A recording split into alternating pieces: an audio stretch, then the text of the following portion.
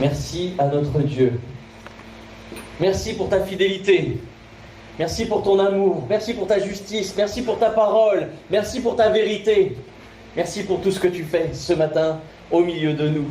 Et on va ouvrir cette merveilleuse parole de Dieu dans l'évangile de Marc et nous allons lire 2 versets. Chapitre 1er, versets 14 et 15. Il est écrit: après que Jean eut été livré, Jésus alla dans la Galilée, prêchant l'évangile de Dieu. Il disait: le temps est accompli, le royaume de Dieu est proche. Il dit: repentez-vous et croyez à la bonne nouvelle.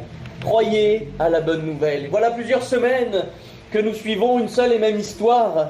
On a vu que Dieu ne nous a pas simplement créés pour exister. Nous ne sommes pas point 1, point 2. On ne va pas de A à Z et puis la vie c'est terminé. Puis après c'est comme ça, c'est le destin, c'est le hasard. Nous ne croyons pas au hasard. Nous sommes appelés à vivre en communion avec lui et vivre la véritable vie. On a vu que la vie avec le Seigneur était une vie faite de paix, de joie, de vie. Une vie pleine d'espérance. Dieu veut notre bien. Pas forcément que tout est parfait, mais il veut notre bien sur cette terre aussi. Le véritable bonheur, en fait, se trouve dans notre relation avec notre Créateur, avec notre Père. Puis on a découvert que cette communion, en fait, avait été brisée à cause de ce que vous connaissez déjà, le péché. Le péché n'est pas simplement une série de mauvaises actions, c'est une rupture avec Dieu. Ça a mis une frontière entre le Créateur et sa création. Enfin, il y a 15 jours, on a contemplé la réponse parfaite de Dieu. Là où l'homme était incapable de se sauver, Dieu est venu intervenir lui-même pour nous sauver. À la croix, Jésus a porté notre condamnation. On l'a chanté, c'est une réalité, afin de nous réconcilier avec le Père. Mais une seule question demeure pour nous peut-être ce matin. Si Jésus a tout accompli à la croix, pourquoi tous les hommes ne sont-ils pas sauvés? On pourrait dire c'est fait, c'est signé, la dette est payée, tous les hommes sont sauvés, merci Seigneur. Non, la Bible nous annonce une chose merveilleuse, c'est que oui, Dieu offre gratuitement le salut. Mais pour cela, il nous faut prendre position. Parce que Dieu, dans son amour, n'impose rien. Au contraire, Dieu n'impose jamais quoi que ce soit. Il pourrait le faire en disant j'ai tout créé, tu dois m'obéir. Il nous aime et nous offre cette possibilité. Devant le choix de la vie, j'ai mis devant toi la vie et la mort. Choisis la vie, nous dit notre Dieu. Merci Seigneur pour ceux qui sont là, vous avez choisi la vie. Même si vous ne croyez pas en Dieu, vous êtes dans une église, Jésus est au milieu de nous, vous avez choisi la vie. Peut-être d'une manière indirecte. Vous avez choisi ça. Ça ne veut pas dire que vous avez obtenu le salut, parce qu'il nous faut croire en Jésus pour cela. Mais vous êtes sur ce bon chemin. Dieu appelle chacun à lui, à répondre personnellement à cette question. Et cette réponse, en fait, c'est la repentance, tout simplement. Et ce sera le thème de ce matin, la repentance. Alors, la repentance, ce n'est pas le thème le plus drôle. Et pourtant, n'est-il pas celui qui nous amène à la vie ? Quand on parle de repentance, là, les mines, elles font « Oh, non, pas ça. Ça veut dire condamnation, jugement, tristesse. » On va voir que ce n'est pas du tout ça. Lorsque Jésus commence son ministère, il ne dit pas simplement « croyez ». Il dit « repentez-vous et croyez à la bonne nouvelle ». C'est indissociable. Et pour comprendre cela, ce matin, on va prendre une des paraboles de Jésus. Parce qu'il n'a pas simplement donné une définition, il nous a laissé une image pour que nous puissions bien le comprendre. Et je vais vous inviter à lire ce passage dans l'évangile de Luc, cette parabole qu'on appelle la parabole du fils prodigue. On pourrait l'appeler la parabole du père plein d'amour, de patience, plein de foi dans le retour de son fils. Il est écrit, donc Jésus dit encore, un homme avait 2 fils. Le plus jeune dit à son père, mon père, donne-moi la part de bien qui doit me revenir. Et le père leur partagea son bien. Peu de jours après, le plus jeune fils, ayant tout ramassé, partit pour un pays éloigné où il dissipa son bien en vivant dans la débauche. Lorsqu'il eut tout dépensé, une grande famine survint dans ce pays et il commença à se trouver dans le besoin. Il alla se mettre au service d'un des habitants du pays qui l'envoya dans ses champs garder les pourceaux. Il aurait bien voulu se rassasier des carouges que mangeaient les pourceaux, mais personne ne lui en donnait. La vie dans le monde, on n'est pas plus que des porcs, n'a aucune valeur si on regarde à ce texte. Les habitants ne prennent même pas conscience que cet homme meurt de faim et ils le laissent envier les porcs. Étant rentré en lui-même, donc le jeune fils rentre en lui-même, il se dit, combien de mercenaires chez mon père ont du pain en abondance, et moi ici, je meurs de faim. Je me lèverai, j'irai vers mon père et je lui dirai, mon père, j'ai péché contre le ciel et contre toi, je ne suis plus digne d'être appelé ton fils, traite-moi comme l'un de tes mercenaires. Et il se leva et alla vers son père. Comme il était encore loin, son père le vit et fut ému de compassion. Il courut, se jeter à son cou et l'embrassa. Le fils lui dit, mon père, j'ai péché contre le ciel et contre toi, je ne suis plus digne d'être appelé ton fils. Mais le père dit à ses serviteurs, apportez vite la plus belle robe et l'en revêtez. Mettez-lui un anneau au doigt et des souliers aux pieds. Amenez le veau gras et tuez-le, mangeons et réjouissons-nous. Car mon fils que voici était mort et il est revenu à la vie. Il était perdu et il est retrouvé. Et ils commencèrent à se réjouir. Or le fils aîné était dans les champs. Lorsqu'il revint et approcha de la maison, il entendit de la musique et les danses. Il appela un de ses serviteurs et lui demanda ce que c'était. Ce serviteur lui dit, ton frère est de retour, et parce qu'il l'a retrouvé en bonne santé, ton père a tué le veau gras. Il se mit en colère et ne voulut pas entrer. Son père sortit et le pria d'entrer. Mais il répondit à son père, voici il y a tant d'années que je te sers, sans avoir jamais transgressé tes ordres. Et jamais tu ne m'as donné un chevreau pour que je me réjouisse avec mes amis. Et quand ton fils est arrivé, celui qui a mangé ton bien avec des prostituées, c'est pour lui que tu as tué le veau gras. Vous voyez que là, il n'y a plus de filtre. On parle de débauche, et là, d'un seul coup, il met le doigt sur ce qu'il a fait. Tout son héritage, il dissipé dans les prostituées. Bref, mon enfant lui dit le père, pardon, tu es toujours avec moi, et tout ce que j'ai est à toi. Mais il fallait bien s'égayer et se réjouir, parce que ton frère que voici était mort, et qu'il est revenu à la vie, parce qu'il était perdu, et qu'il est retrouvé. Amen. Amen. Cette parabole est merveilleuse. Et je crois qu'elle correspond si bien à nos vies. Nous étions éloignés de Dieu, nous sommes revenus à lui. On reviendra plusieurs fois sur cette parabole ce matin, car en fait, elle montre bien mieux que n'importe quel discours quelle est la véritable repentance. Des fois, une image vaut mieux que 1000 mots, parce que les mots, des fois, s'en mêlent, mais les images, elles restent. Et Jésus s'est exprimé par cette parabole. Lorsqu'on entend ce mot repentance, je pense qu'il y en a certains qui ont eu de la chair de poule en disant « Qu'est-ce que j'ai fait? Qu'est-ce que j'ai dit? Ça va me tomber dessus. » Bref, j'imagine ce visage triste, la culpabilité ou même des efforts pour devenir meilleur pour certains. Mais ce n'est pas ainsi que Jésus présente la repentance. Dans cette parabole, tout commence par un fils qui décide de quitter son père. Il réclame son héritage qui pouvait se faire en ce temps-là, qui part pour un pays éloigné parce que nous ne pouvons pécher et rester dans la présence de Dieu, dans la maison de l'Éternel. C'est pour ça qu'il s'en va et il gaspille tout. Il croit au final trouver la liberté dans le monde, mais on voit qu'il va tout perdre. Il croit en la liberté loin de son père, mais en réalité, il perd tout. N'est-ce pas au final le résumé de l'humanité? Nous avions tout et nous avons tout perdu. Adam et Ève n'avaient ni plus ni moins que tout le jardin d'Éden. Tout ce qui était bon, tout ce qui était parfait était à leur portée.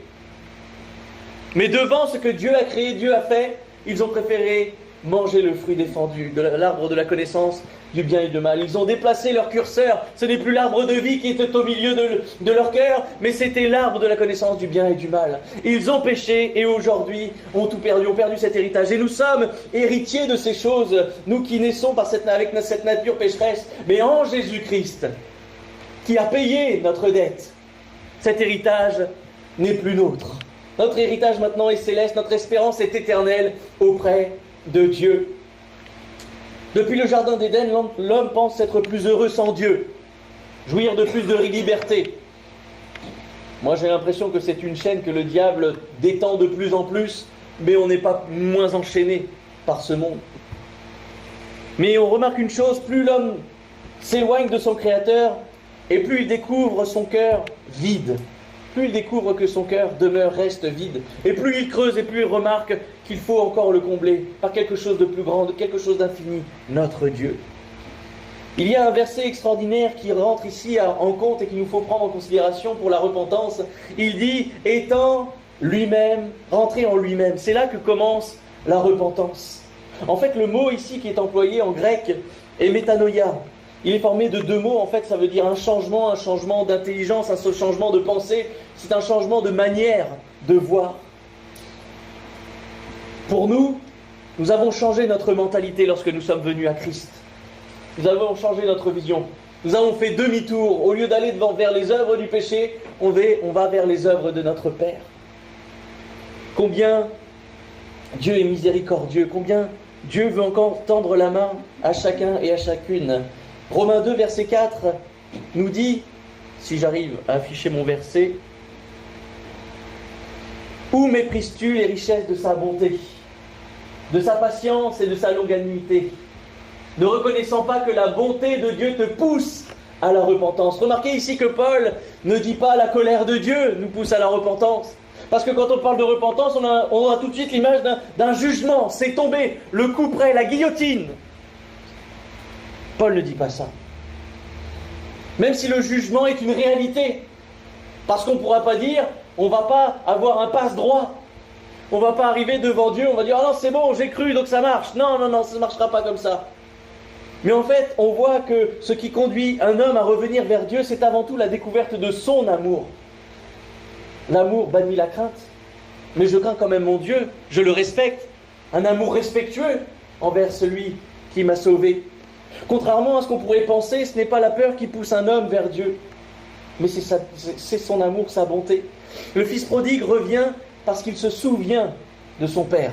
Étant rentré en lui-même, il savait que même le serviteur le plus vil, enfin le plus petit de la maison de son père, recevait sa nourriture. Il le savait. En fait, la repentance naît lorsque nous découvrons que Dieu est meilleur que tout ce que le péché nous promet.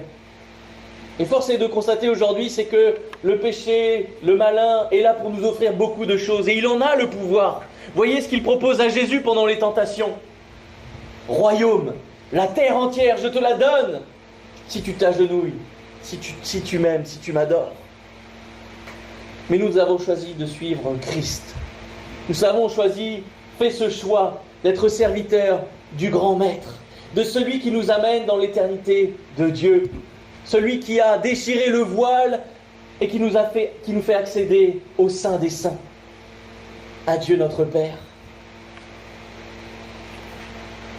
Pourquoi le fils prodigue revient-il? Alors oui, il avait peut-être faim. Quand on commence à envier la nourriture des cochons, on commence à avoir un petit peu faim. Mais pas seulement parce qu'il se souvient qui est son père. Il sait qu'il sera mieux auprès de lui, même s'il doit être relégué au rang des serviteurs.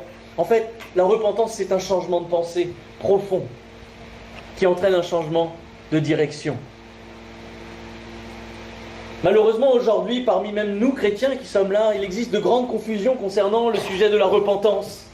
Et on va essayer de dissiper un petit peu ce qu'est la vraie repentance, ce qu'est la repentance et ce qui pourrait y ressembler, mais qui ne l'est pas. Avant de le dire d'ailleurs, c'est ce que nous allons faire, on va voir ce que n'est pas la repentance. Et le parcours du Fils nous aide à distinguer la vraie repentance de ses contrefaçons. Il est possible d'être profondément ému sans jamais réellement revenir vers Dieu. Il est possible d'avoir des remords, c'est pas pour autant qu'on se repent. Il est possible de vouloir changer de vie, mais de ne pas vouloir changer de cœur, de conserver ce que nous étions. Alors ça a l'apparence de la repentance, mais ça ne l'est pas. Dieu veut faire une œuvre plus profonde et qu'un changement de direction soit véritable. La repentance, c'est pas simplement avoir peur des conséquences. Oh, il y a la mort qui vient, donc il faut que je me repente. Non. Lorsque le fils prodigue quitte la maison de son père, tout lui semble lui réussir. On a l'impression qu'il est libre, on a l'impression qu'il a de l'argent, il fait la fête. Et là, aujourd'hui, si vous deviez demander à quelqu'un, mais à quoi ressemble une belle vie? À un jeune plutôt, parce que plus on avance en âge et plus la fête, c'est pas pour nous. Parce qu'on sait qu'après, le lendemain, il faut assumer. Mais la gloire, les amis, avoir un beau cercle qui est là, qui nous accompagne, qui nous encense. Parce que quand vous avez de l'argent, vous avez plein d'amis. Ils sont là. Mais quand vous n'avez rien à leur apporter, et quand vous êtes là et que vous êtes dans le besoin, alors là, c'est comme un coup de fusil dans les bois. D'un seul coup, vous voyez tous les animaux détalés, ces amis sont de la même du même acabit. Et là, d'un seul coup, sans son monde du fils prodigue, tout va s'effondrer. Crise économique, famine. Lui, c'est fini. Il envie la nourriture des porcs. Et là, on parle d'un contexte juif. Donc en plus, il envie ce qui est impur. Rien ne va. que Dieu ne nous fasse jamais, que nous puissions, Dieu nous garde de ne jamais envier la nourriture de ceux qui sont morts, de ce qui est impur. Que jamais nous puissions garder vraiment le bon dépôt, que nous puissions garder en vision la gloire de Dieu, ces richesses éternelles qui nous sont destinées. Nous qui irons jusqu'au bout, nous aurons des couronnes de justice. Alléluia. Nous verrons notre Dieu, c'est déjà notre force ce matin. Nous qui continuerons jusqu'au bout, nous verrons face à face Dieu pour l'éternité. Plus de pleurs, plus de grincements de dents, plus de courbatures, plus de maladies, plus de mort. La vie éternelle avec Dieu. Ici, il devient gardien des pourceaux. Et on voit que toute sa vie a basculé. Il arrive que des personnes commencent à chercher Dieu lorsqu'elles traversent une épreuve. Et je ne dis pas que c'est mauvais. Des fois, on vient à Dieu, pas avec intérêt, mais parce qu'on est bouleversé, parce qu'il nous arrive une catastrophe. Et je ne dis pas que ce n'est pas un chemin par lequel Dieu ne veut pas opérer. Mais ce n'est pas ça la repentance. Ce n'est pas la galère, ce n'est pas la peur des conséquences, ce n'est pas ces choses-là. Une maladie, on vient à Dieu, mais ça ne fait pas de nous des cœurs repentants. Un deuil, une séparation, une faillite, la peur de mourir, et tout à coup, ces personnes, elles prient. Et c'est bien. Elles promettent à Dieu de changer, mais une fois que la tempête est passée, disparu. Non, c'est bon, j'ai obtenu ce que je voulais. Elles reprennent la même direction. Ces personnes ne voulaient pas être délivrées de leur péché, elles voulaient être délivrées de leurs difficultés, des conséquences du péché. Ce qui n'est pas la repentance. La repentance ne consiste pas simplement à vouloir sortir des souffrances, mais à vouloir retrouver Dieu. Et lorsqu'on a retrouvé Dieu, on ne veut plus le quitter. Normalement. Il y a bien des vents qui vont souffler, il y aura bien des galères qui peuvent arriver, mais jamais nous voudrons bouger de la présence de Dieu. Jamais nous voudrons enlever notre main de celle de Dieu. Le fils prodigue, revient-il simplement parce qu'il avait faim? Peut-être qu'au début, oui, mais Jésus nous montre qu'il se passe quelque chose de beaucoup plus profond. Il se souvient de son Père. Mes frères et sœurs, gardons cette idée en tête. Il se souvient de son Père. Souviens-toi de ton Père ce matin. La repentance, ce n'est pas que des remords. Et le fils aurait pu rester assis dans la porcherie en disant « Oh là là, il m'arrive que des galères, c'est dur. » Il aurait pu nourrir ses remords encore et encore, jusque dans l'éternité. Mais ça resterait encore et encore des remords s'il n'était qu'en train de regarder et constater ses erreurs. Mais Jésus dit cette chose merveilleuse, cet homme va se lever. Il va choisir de se lever pour reprendre la direction de son Père. Voilà une différence, parce que le remords regarde le passé. Là où la repentance change l'avenir. Regarder en arrière, c'est bien. Constater ce que nous étions, c'est bien. Mais Seigneur, tu as changé mon avenir. Ce que je loue, ce n'est pas mon passé qui a été pardonné, c'est ce que Dieu fait encore aujourd'hui. Il a transformé mon avenir. J'étais prévu pour le feu éternel, et aujourd'hui, parce que j'ai la foi en Jésus-Christ, je suis prévu pour la présence de Dieu éternel. Un pays où coule le lait et le miel, là où il y aura l'abondance, là où il y aura la présence de Dieu. Même si nous avons des difficultés à l'imaginer, plus de doute, plus de souffrance que la présence de notre Dieu. Si le remords dit « j'ai fait une erreur », la repentance dit « je retourne vers mon Père ». Et je retourne jusque dans sa présence et je rentre dans ses bras. Il arrive que certaines personnes regrettent certaines décisions et on vit dans le remords, mais elles ne veulent pas changer de direction. La repentance est un changement de direction. Il doit s'opérer quelque chose. La repentance est toujours un mouvement qui remet en marche vers Dieu. C'est à ça que nous reconnaissons un chrétien. Il ne reste pas dans ses errances, dans ses erreurs. Il n'est pas là en train de refaire le tour de ce qui ne va pas. Mais il va en direction de celui qui l'a sauvé. Il marche sur le chemin étroit et resserré que le Seigneur a ouvert par sa chair. Merci Seigneur. La repentance n'est pas non plus la culpabilité, seulement la culpabilité. Certaines personnes vivent avec un profond sentiment de culpabilité. Elles savent au fond d'elles-mêmes qu'elles ont mal agi. Et ça peut nous arriver, parfois on agit mal, et on porte un lourd fardeau, mais la culpabilité, à elle seule, ne sauve pas. Et pour ça, je vais vous donner un exemple. Pensons à Judas et à Pierre. Pour moi, les deux situations sont quasiment similaires. Elles se rapprochent drôlement. Judas est là. Il a trahi Jésus. Il reconnaît sa faute et il rapporte les 30 pièces d'argent. Il dit, j'ai péché en livrant le sang innocent. Mais il ne va pas revenir vers Jésus. Son regard va rester fixé sur sa faute. Là où, à l'inverse, Pierre va renier lui aussi le Maître. Il va pleurer amèrement, les deux pleurent. Mais Pierre revient vers Jésus. Tous deux ont pleuré, tous deux sont convaincus de leur péché, mais l'un est resté enfermé dans son désespoir et l'autre s'est laissé relever par la grâce. Un a perdu la vie, l'autre l'a retrouvé et a été restauré. La culpabilité regarde principalement à nous-mêmes, à notre faute, mais la repentance, elle tourne ses regards vers la croix, vers notre Sauveur, et espère.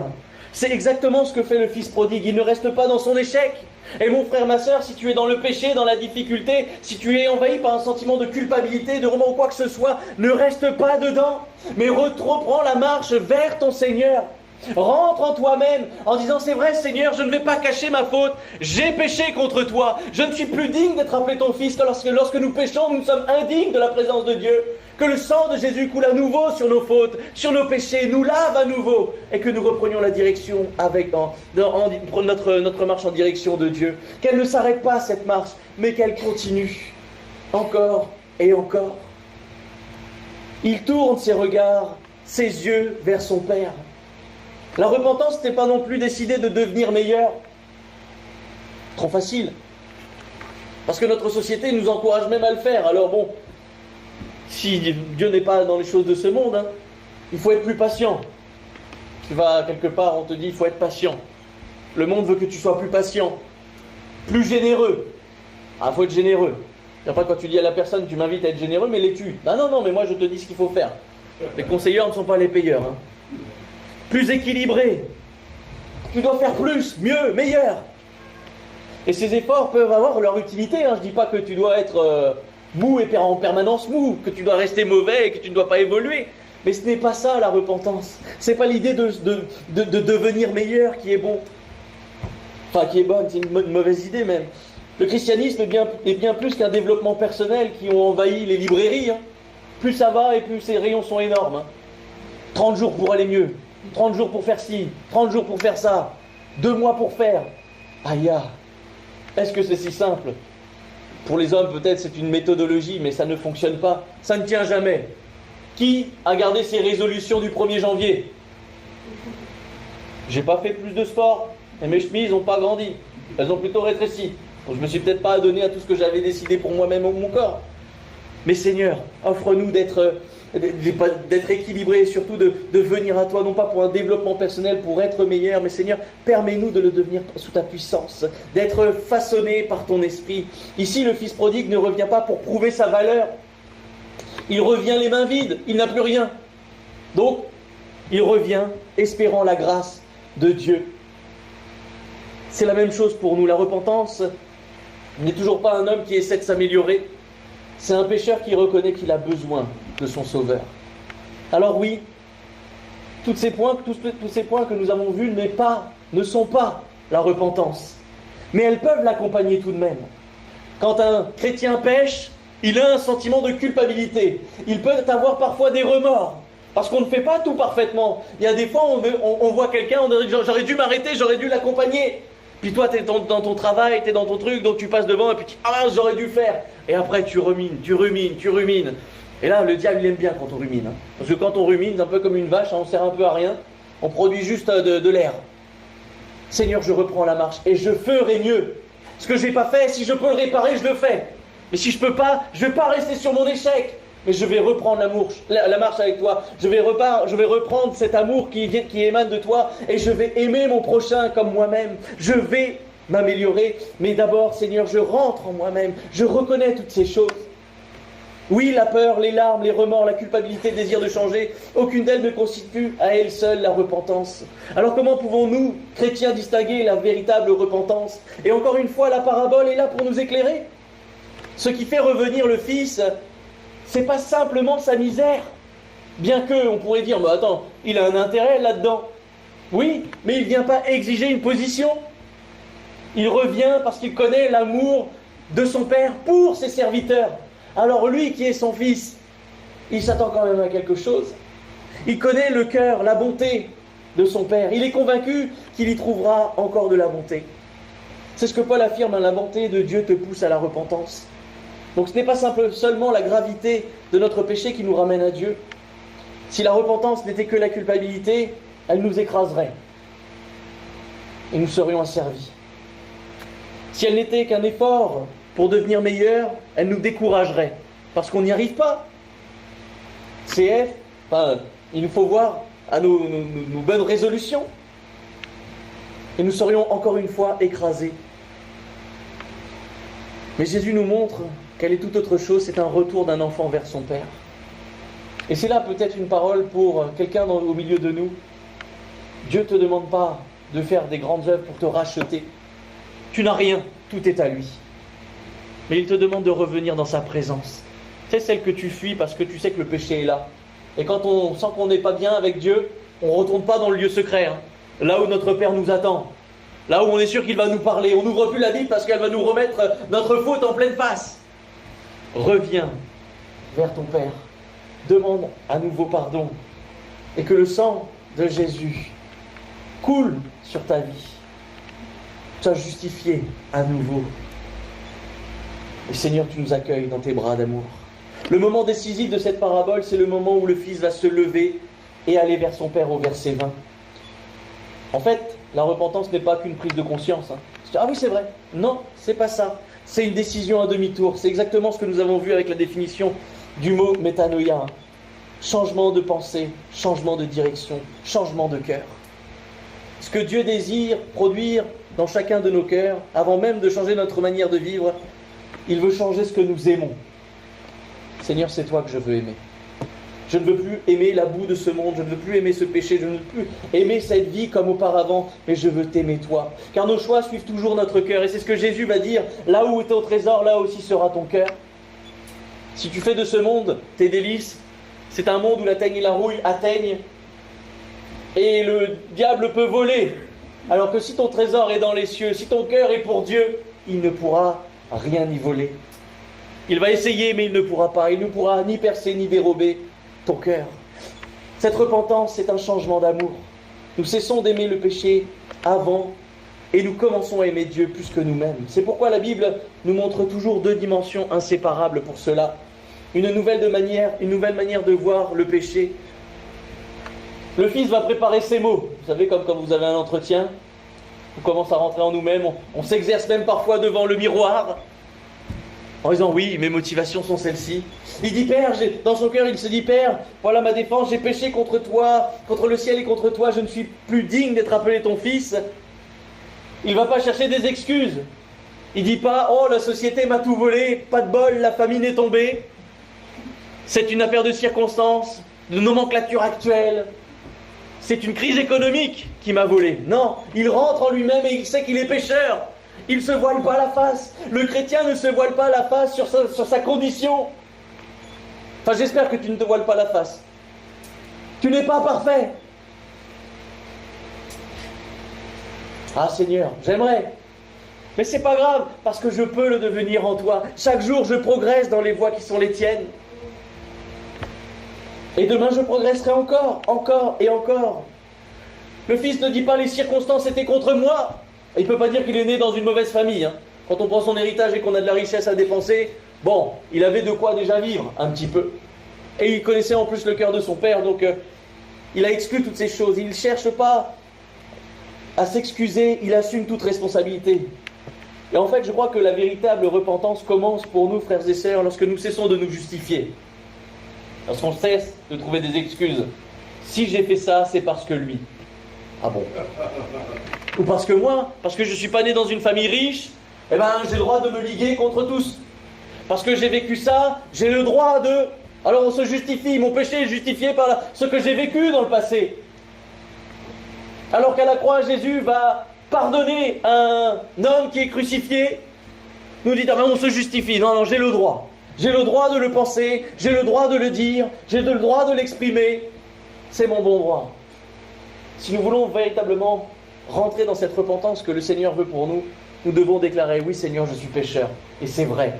Ce n'est pas juste une belle phrase, mais je suis pécheur et j'ai besoin de ta grâce. J'ai besoin de ton pardon. Je cherche ton cœur, Seigneur. Paul décrit cette attitude dans 2 Corinthiens 7, versets 10 à 11. En effet, la tristesse selon Dieu produit une repentance à salut dont on ne se repent jamais, tandis que la tristesse du monde produit la mort. Et voici cette même tristesse selon Dieu, quel empressement n'a-t-elle pas produit en vous? Quelle justification, quelle indignation, quelle crainte, quel désir ardent, quel zèle, quelle punition vous avez montré à tous égards, que vous étiez purs dans cette affaire. La vraie repentance, elle produit une indignation complète contre le péché. On prend en considération toutes ces choses. Et elle produit un désir ardent de vivre dans la vérité. Nous vivons plus dans les ténèbres. Dans un monde de ténèbres, c'est vrai, mais nous avons reçu la lumière. Nous avons accepté la lumière du monde. Nous avons accepté ce que Jésus a fait à la croix. Et je ne détourne pas ma nature. Elle est pécheresse, c'est vrai Seigneur, mais tu m'as racheté à un grand prix. Quand on est honnête avec nous-mêmes, ça met fin à toutes nos justifications et à celles que toute l'humanité a fait depuis la création. Mon problème, c'est les autres. Mais si le problème, c'est à chaque fois les autres, peut-être qu'à un moment donné, il va falloir réorienter nos regards. Parce que si j'ai un problème contre tout le monde, c'est peut-être qu'à un moment donné, je devrais me regarder à moi-même et dire, attends, mais c'est bizarre, rien ne me convient. Il y a toujours quelque chose à redire. Ah, il y a peut-être un indice sur le fait qu'on devrait rentrer en nous-mêmes et constater ce qui règne dans notre cœur. Seigneur, amène-nous à cela. Oui, je suis pécheur, mais je suis racheté par grâce. Je suis sauvé et pardonné dans le nom de Jésus. Son sang a été versé pour moi. Ma dette est payée et j'ai choisi ce chemin-là. Et je marche en nouveauté de vie. Reconnaître son péché est douloureux. Pourtant, c'est là que commence la guérison. Et tant qu'on ne reconnaîtra pas, la plaie sera ouverte et elle suppurera. Et vous savez que le malin aime infecter les plaies ouvertes comme ça. Seigneur, je reconnais ce matin que je ne suis pas meilleur que les autres. J'espère que vous le reconnaissez, que vous n'êtes pas meilleur que les autres. Mais Seigneur, entame ce chemin de guérison, parce qu'en moi-même, il y a comme une fracture. Et j'en ai marre de vivre souffrant. Je reconnais ma faute, Seigneur. Montre-moi, révèle-moi, fais-moi marcher dans ta vérité. Révèle-moi, Seigneur, les choses que je sais peut-être, mais celles que je ne connais pas. Tant que je refuse de reconnaître ma maladie, je ne rechercherai jamais un médecin. Alors qu'un malade, le premier truc qu'il fait, il dit « c'est sympa la grippe, je vais rester pendant 15 jours comme ça, sans médicaments. » Non, le premier truc qu'on fait, c'est qu'on va aller voir le médecin, puis il nous prescrit, c'est la même chose pour nous. Tant qu'on ne se déclare pas pécheurs, on ne cherchera jamais un sauveur. Alors que la Bible nous dit que nous sommes tous pécheurs, alors il n'y a pas à reconnaître, tu l'es autant que moi, autant que le monde, tout le monde. Nous avons besoin d'un sauveur. Et lorsque tu reconnais ces choses, alors tu cherches celui qui t'aime tant. Il nous amène aussi à une nouvelle manière de voir Dieu. Parce que la repentance ne consiste pas seulement à regarder honnêtement son péché, mais elle consiste à regarder Dieu autrement. Pourquoi le Fils ose-t-il revenir? Parce qu'il a la connaissance de son Père. N'est-ce pas, encore une fois, ce que Paul décrit, la bonté de Dieu te pousse à la repentance. La bonté de Dieu te pousse à la repentance. Dieu n'est pas le juge qui guette la faute, comme l'arbitre au match de tennis. Et dès que tu passes la ligne, il crie faute. Elle n'est pas bonne là. Tu as perdu. Nous, on a l'impression que Dieu compte les points comme ça. Alors on marche comme ça. Je ne vais pas dépasser la bande blanche, je vais essayer de traverser dans les clous, je vais faire tout bien. Et on a l'impression que Dieu est là. Il scrute à la faute. Le monde veut faire croire que Dieu scrute comme ça. Que Dieu nous scrute comme ça. En disant, toi, tu n'as pas le droit, t'es pas ci, t'es pas ça, t'es pas machin. Et ton Dieu, il fait ci, il fait ça. Il n'en est rien. Notre Dieu est un Père qui attend, qui veille, qui espère le retour de ses enfants. Parce qu'on l'a entendu dans les prières, Dieu veut que nous soyons sauvés tous sauvés. Pas un seul, pas une poignée, pas 30 à tiers ou dans la région. Tous parviennent à la connaissance de la vérité, tous soient sauvés. C'est pour ça qu'il a donné son Fils qui a marqué notre humanité, qui a marqué notre ère. Oui Seigneur, merci de te révéler ce matin comme ça, comme un Père qui m'aime. La repentance ne naît pas seulement de la peur du jugement, mais elle naît de la découverte du cœur de Dieu.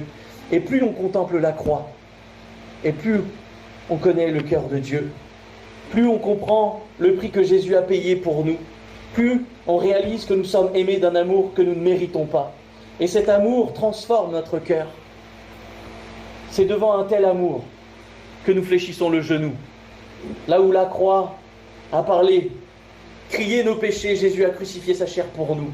pour que nous obtenions le pardon par la foi. Merci Seigneur pour ça. Nous ne renonçons plus seulement au mal parce qu'il est interdit, nous y renonçons parce que nous avons trouvé infiniment meilleur. Au-delà de tourner le dos au péché, c'est tourner son visage vers le Père Céleste. Les hommes disent « Oh, tu ne seras plus libre ». Oui, mais ma vraie liberté est en Christ. Parce que là où tu penses être libre, tu es véritablement lié par l'ennemi, tu es esclave de Satan. J'ai été affranchi par Christ. Oui, je suis serviteur de Dieu, esclave de mon Père, mais il est bon pour moi. Il est merveilleux. Et plus j'oriente mes regards vers Dieu, plus je sais que c'est un Père qui veut mon bien. Plus je comprends qu'il ne m'amènera jamais dans des endroits coupe-gorge. Il sera toujours avec moi. Tout ce que je connais lorsque je suis à Dieu n'ira jamais au-delà de mes forces. Et parfois, les épreuves nous amènent à détourner nos regards de Dieu. Mais si on puise notre puissance, lorsqu'on tourne nos regards vers celui qui peut tout, alors nous traversons toutes les difficultés. Comme l'a pu dire David, même si je traverse l'ombre de la vallée de la mort, je ne crains rien. Parce que ta houlette et ton bâton me rassurent. J'habiterai tous les jours dans la maison de mon Dieu. Quelle grâce extraordinaire de savoir que l'Éternel est notre berger. Alors je compte sur ses bienfaits. Mon Dieu fait bien son travail. Jésus est le bon berger. Oui, ce matin je veux contempler cette croix. Contempler ce que tu as pris sur toi, Jésus-Christ. Parce que cela m'a montré tout ton amour pour moi. Et ça change ma vision des choses, ma manière de voir. En plus, le péché ressemble à... C'est un peu comme du coca, un peu le péché, hein, je veux dire, le cola, pour pas avoir de problème avec les marques. C'est bon au palais, c'est très mauvais pour la santé. Et pourtant, on le commercialise. C'est fou, hein? On met des taxes, mais on le distribue quand même. Ça crée de la richesse. Et comme derrière la richesse se trouve un autre Dieu, le péché, c'est la même chose. Ça a l'air doux au palais, mais quand tu fais tes examens de sang, tu as du diabète et du cholestérol. Ça ressemble à quelque chose de bien, mais ça tue. Mais c'est bon au palais, ça fait du bien. Mais combien ça nous détruit. Seigneur, tu nous as donné goût à quelque chose de pur, de bon, de parfait. Seigneur, merci pour ça. Oui, je tourne mon visage vers toi, Seigneur, et mon visage est rayonnant. C'est pour ça que je suis dans la joie. Non pas que j'ai tout pleinement sur cette terre, mais j'ai tout pleinement en Christ. Lorsqu'un cœur revient réellement vers son Père, sa vie commence inévitablement à changer. On ne change pas par nos efforts, on change parce que nous marchons en direction de Dieu. C'est ce que nous allons voir dans le dernier point, c'est les fruits visibles de la repentance. Car la repentance n'est pas une liste d'épreuves à accomplir, hein. C'est pas une checklist à faire pour mériter l'amour de Dieu. Hein. Pourtant, Jean-Baptiste disait « Produisez donc du fruit digne de la repentance » dans Luc 3, verset 8. Hein. Mais les fruits ne créent pas la vie, ils relèvent sa présence. Nous ne produisons pas de fruits pour devenir enfants de Dieu. Nous produisons du fruit parce que Dieu nous a accueillis comme des enfants. Et quels sont ces fruits? On pourrait en citer quelques-uns. Reconnaître son péché, abandonner l'orgueil et appeler le péché par son nom. Dans le monde, on dit prendre le taureau par les cornes. Assumer le pardon commence là où cessent les justifications, comme nous l'avons vu. Confesser son péché. Ah, ça on aime moins. Ah, dans le secret avec Dieu. Cesser de cacher ce que l'on est. 1 Jean 1,9 nous promet, si nous confessons nos péchés, il est fidèle et juste pour nous les pardonner et pour nous purifier de toute iniquité. Peut-être un défi pour celui qui a chuté, mais d'aller dans le secret de son Père et pouvoir confesser à haute voix son péché. J'ai fait ça. Certains diront, mais Dieu connaît mon cœur. Confesse ton péché. Parfois, quand on exprime les choses à haute voix, ça révèle notre cœur aussi. On a honte de le dire, prononce-le devant Dieu, qui sera là pour te justifier, pour te pardonner. Peut-être toi seul, tu n'es pas obligé de le faire si tu es marié avec la personne avec qui tu partages ta vie. Mais Seigneur, oui, là-dessus j'ai fauté, pardonne-moi. Changer de direction, quitter le pays éloigné, quitter le pays de ce monde, cette mentalité humaine. Même si le chrétien livre encore des combats, il choisit de ne plus rester à terre quand il tombe, il se relève et marche avec Dieu. Je choisis de marcher à la suite de Christ, même si les vents sont contraires, même si le Seigneur me dit « Prends la barque, traversons la mer » et que tu vois au loin qu'il y a des nuages qui se présentent, parce qu'avoir la foi, c'est pas la garantie d'un ciel bleu éternel. Des fois ça souffle, mais le Seigneur dans notre barque, parce que l'ennemi vient nous affronter, il dit à la tempête « Silence, tais-toi » J'ai pris le bon chemin, et même si la tempête vient à moi, le Seigneur a l'autorité pour la faire taire. Alors Seigneur, oui, je choisis de changer de direction. Il y a aussi ce désir de réparer. La repentance est accompagnée par des gestes, par une œuvre. C'est pas juste, ah ben c'est bon, je change de direction. C'est visible. Pensez à Zachée. Jésus rentre dans sa maison. Il change complètement. Lui qui était un voleur, il volait ses frères. Il volait ses frères. Et à un moment, il rencontre Jésus. Jésus dit, il faut que je demeure dans ta maison. Il est dans la maison et à ce moment-là, il dit, mais si j'ai fait du tort à quelqu'un, eh ben, je lui rendrai au quadruple. Je répare mes torts. C'est ce que produit la grâce, un désir sincère de réparer nos torts et de marcher dans la vérité. S'il y a des torts que tu peux réparer, un pardon que tu dois accorder ou demander, fais-le. C'est un fruit de la repentance. C'est une manifestation que tu es sur le chemin de Dieu. Ne garde pas ça pour toi, mais partage-le. Ne dis pas à ton frère ou à ta sœur, tu me dois le pardon. Ça ne marche pas. Peut-être dois-tu amener une douceur dans la manière d'exprimer les choses, mais le cœur du chrétien, il pardonne 7 fois, 70 fois. Combien de fois je dois pardonner à mon frère? Combien de fois je dois pardonner? 7 fois, 70 fois. Et une fois que tu auras terminé ta journée, tu recommences 7 fois, 70 fois. Jusqu'à la fin de nos jours. C'est marcher, dans ce 5e point, c'est se marcher dans la communion avec le Père. Hein. La repentance n'est pas un acte isolé, mais c'est une attitude quotidienne pour demeurer avec Dieu et grandir dans son amour. On va se souvenir des propos de Paul aux Corinthiens, de Corinthiens 7. Et je vais lire dans la version français courant pour que nous puissions bien le comprendre. Parce que dans le vieux français, je vous les ai lu le passage, mais peut-être vous étiez là en disant, je n'ai pas bien compris. On va lire en français courant. 2 Corinthiens 7, 10 et 11. Car la tristesse conforme au plan de Dieu produit un changement de comportement qui conduit au salut, sans qu'on ait à le regretter. Mais la tristesse causée par les soucis de ce monde produit la mort. Voyez maintenant les résultats de votre tristesse selon Dieu. Quelle bonne volonté de votre part, quel empressement à présenter votre défense, quelle indignation, quelle crainte, quel désir de me revoir, quel zèle, quelle ardeur à punir le mal. Vous avez prouvé de toutes les manières que vous étiez innocent dans cette affaire. Cela nous montre combien la repentance nous amène à des choses différentes. Elle ne laisse jamais inchanger une personne. Paul décrit ses effets dans une vie, un nouvel empressement à suivre Dieu. Lorsque je me repens, j'ai envie de courir et non marcher à la suite de Christ. Je cours vers le but. Un nouvel empressement, une indignation contre le péché. Lorsque je vois quelqu'un en faute, lorsque j'entends des paroles malhonnêtes, grossières, moi ça heurte mon cœur. J'ai pris position devant le péché. Parce qu'une bouche grossière, pardonnez-moi, mais parfois elle est le reflet d'un cœur grossier. Ce qui sort de la bouche est l'expression de notre cœur. Alors, ne t'excuse pas quand tu dis des gros mots en disant « c'est du français courant ». Ce matin, tout le monde le dit. C'est pas parce que tout le monde pêche que c'est une bonne chose. Donc Seigneur, change ma bouche, change mes paroles, change ma position devant le péché en disant j'accepte ce péché-là, je le tolère. Parce que tolérer amène à accepter, accepter amène à la chute. C'est comme ça que ça fonctionne. Je suis intolérant au péché. Par contre, je suis très tolérant aux pécheurs. Ce qui nous fait que quiconque arrivera dans ce lieu sera accepté, non pas pour son péché, mais pour ce que Dieu peut faire de lui. Et la nécessité qu'il a d'entendre la croix, d'entendre parler de Jésus. Je ne regarde pas aussi à l'apparence. Dieu a mis en nous un cœur, une âme à sauver. Et même si le péché, des fois, me crispe et me rend fou, Seigneur, il y a des pécheurs que tu veux sauver. Elle m'amène à une crainte respectueuse, cette repentance nous amène à une crainte respectueuse de Dieu. Je ne fais plus n'importe quoi, je ne suis pas sauvé par grâce et ça suffit. Seigneur, je change d'attitude. Un zèle renouvelé, plus profond, un désir de vivre dans la vérité. C'est ce que produit la repentance. Je désire vivre dans la vérité. Je grandis dans la vérité. Revenons une dernière fois à cette magnifique parabole. Le fils avait préparé un discours. Il voulait dire, je ne suis plus digne d'appeler ton fils, traite-moi comme l'un de tes mercenaires. C'est ce que nous dit la parole de Dieu. Mais écoutez bien ce que Jésus raconte.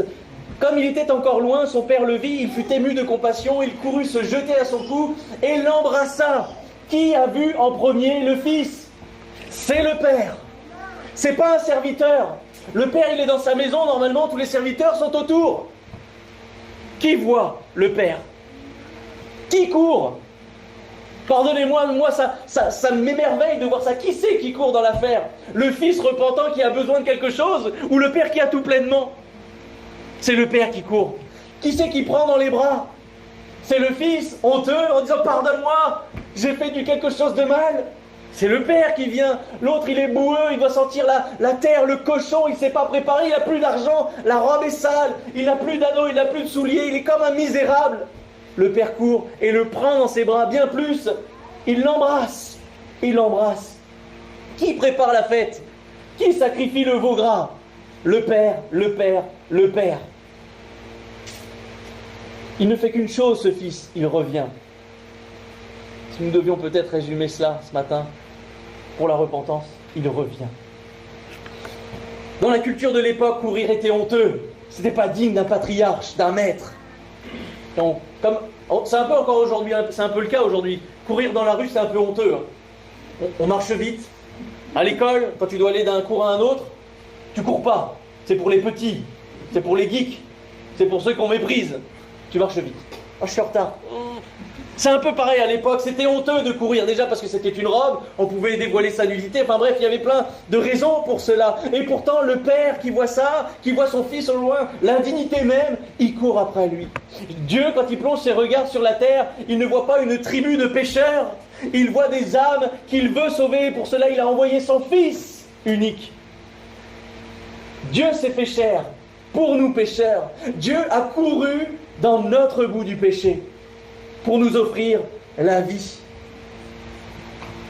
Le père court vers son enfant avant même que le fils n'achève son discours d'excuses ou ne propose de devenir son serviteur comme il avait fait dans son cœur.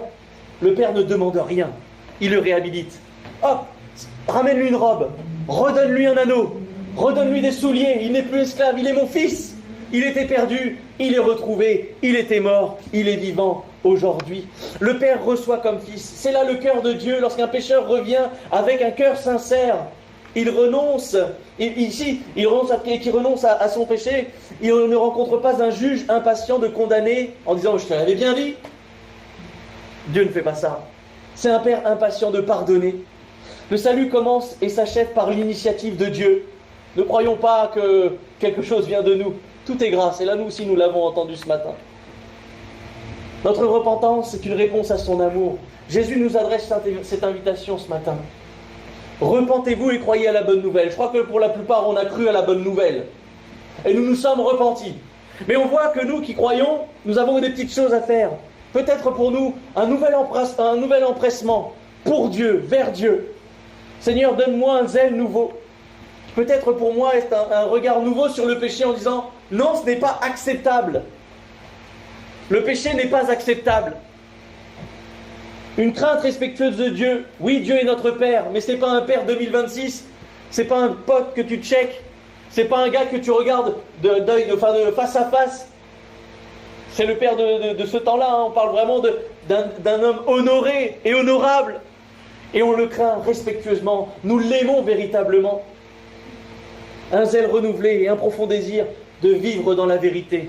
Seigneur, c'est ce que produit la repentance. Fais-nous vivre dans la vérité. Pas dans l'une des vérités de ce monde, parce qu'il y en a trop. Et elles sont contradictoires, alors que la vérité de la parole de Dieu est unique et ne va que dans une direction. Pour ceux qui n'auraient pas fait encore ce choix, en fait, la repentance est le chemin du retour vers le Père. La foi est la main qui reçoit le salut accompli à la croix. Le Père nous attend, vous attend, et il n'est jamais trop tard pour revenir à lui. Simplement, reconnais ta nature pécheresse, demande pardon, confesse, change de direction, parce que tu vois que ta vie, aujourd'hui, si tu continues sur ce chemin-là, c'est la perdition, et tu le sais. Change de voie, prends le chemin de la vie. Jésus est le chemin, la vérité, la vie. Fais-lui confiance. Peut-être tu ne comprends pas tout, tu ne comprends, et des choses nous seront révélées par la suite. Mais commence à croire que Jésus, sur la croix, a porté toutes tes fautes, tous tes péchés, tous tes manquements. Toutes ces choses ont été crucifiées à la croix. Ta nature pécheresse a été lavée dans le sang de Jésus. Et parce que tu crois, tu reçois la vie. Jésus, le pain de vie ce matin. Alors, il n'est jamais trop tard pour revenir à lui. Mes frères et sœurs, prions. Mes amis, prions. Afin que nous puissions vivre cette repentance. Non pas, si tu vis de remords, de culpabilité, change ton cœur. Marche en direction du Seigneur. parce qu'elles ne mèneront pas véritablement à la vraie repentance qui t'affranchira de toutes choses. Mais offre-toi de revenir vers Dieu. Crois que Dieu a pardonné tes péchés. Aide-nous, Seigneur, ce matin. Et si tu as parlé à quelqu'un, eh bien que quelque chose se produise dans le cœur. Et que nous qui étions rentrés dans ce lieu, courbés, honteux de notre faute, de nos fautes, de nos péchés, nous repartions fiers d'être rachetés par Christ. Heureux d'être appelés enfants de Dieu, fils de la lumière, marchant dans la vérité. En tout cas, merci Seigneur pour cela. Merci mon Dieu pour ta parole. Et merci Jésus pour toutes tes paraboles, Seigneur. Parce qu'avec ces images, tu nous parles encore ce matin. Il y a tant d'années, tant de milliers d'années, Seigneur, que tu as proposé ces propos. Et ce matin, nous en sommes encore bénis. Merci pour l'exemple du Fils prodigue qui nous ramène à la repentance, Seigneur mon Dieu. Merci parce que tu nous rappelles combien nous sommes aimés du Père, aimés du Créateur, aimés de celui qui n'a ni commencement ni fin, aimés par celui qui est parfait, aimés par celui qui veut ouvrir son éternité pour l'éternité pour l'humanité. Seigneur mon Dieu, nous voulons te rendre grâce. Parce que Seigneur, c'est un appel profond que tu mets en chacun de nous ce matin. Peut-être sommes-nous venus chargés de culpabilité, chargés de remords, chargés de péché, chargés de manquement, Seigneur mon Dieu. Je prie afin que chacun de nous rentrions en nous-mêmes, comme l'a fait le Fils prodigue, et repense à qui tu es. Non pas au couperet qui va tomber, mais à ton amour, Seigneur mon Dieu. À ce que tu fais même au plus petit de ta maison. Alors Seigneur, ce matin, je veux me souvenir que tu es un Père bon, lent à la colère, miséricordieux, juste, véritable, vérité, amour, Seigneur mon Dieu. Ce matin, je veux me rappeler toutes tes bontés me concernant, toutes tes grâces qui se renouvellent chaque matin. Et je veux tourner mes regards vers toi, Seigneur. Permets-moi de marcher, et maintenant avec tous ces fruits de la repentance, Seigneur mon Dieu. Je ne veux pas simplement dire, oui Seigneur, j'ai péché, mais revenir de cela et aller plus loin encore avec toi. Ne pas retourner dans la boue. Je ne veux pas jalouser les porcs de ce monde, Seigneur mon Dieu, qui se nourrissent de choses néfastes pour l'âme, mais je veux me nourrir de ta parole, de ta présence, de ton amour, de ta justice, de ta vérité. Ce matin, je veux prier pour ton Église, déjà pour ceux et celles qui ont déjà fait le choix de croire en la bonne nouvelle. Je prie afin que les cœurs ce matin soient purifiés, Seigneur, que rentrant en nous-mêmes, nous puissions considérer peut-être nos fautes et changer de vie, changer d'avis, changer de marche. Seigneur, fais grâce afin qu'aucun d'entre nous reparte honteux et courbé sous le poids et le fardeau de l'ennemi, mais au contraire, rachetés par grâce, nous repartons fiers d'être tes enfants, Seigneur mon Dieu, reprenant notre place dans l'assemblée des justes. Seigneur, je veux prier même pour ceux et celles qui ne te connaîtraient pas encore et qui ne comprendraient pas tout ce qui a été dit ce matin. Seigneur, qu'une parole reste et demeure. Jésus, tu as porté à la croix toutes nos fautes, tous nos manquements, tous nos péchés, Seigneur, et tu les as crucifiés. Et parce que tu es ressuscité, tu as triomphé de la mort, et ces péchés sont pardonnés, Seigneur Jésus. Alors ce matin, oui, ta parole nous dit que nous sommes tous pécheurs, nous sommes tous privés de la grâce, de la gloire de Dieu, mais ce matin, croyant en ton nom, nous sommes purifiés, justifiés par ton sang, simplement parce que nous avons décidé de croire Jésus. Et je veux connaître ton cœur. Seigneur, révèle-le-nous au quotidien. Fais-nous découvrir chaque jour ta justice et ton amour, Seigneur mon Dieu. Fais-nous découvrir ta personne, Seigneur. Fais-nous grâce encore aujourd'hui. Merci pour la parabole du Fils prodigue, Jésus. Merci parce que ton inspiration est parfaite et encore là pour nous bénir, Seigneur.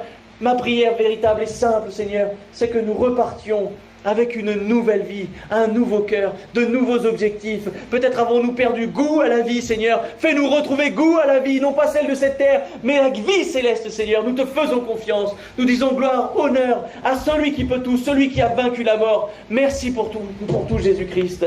Amen.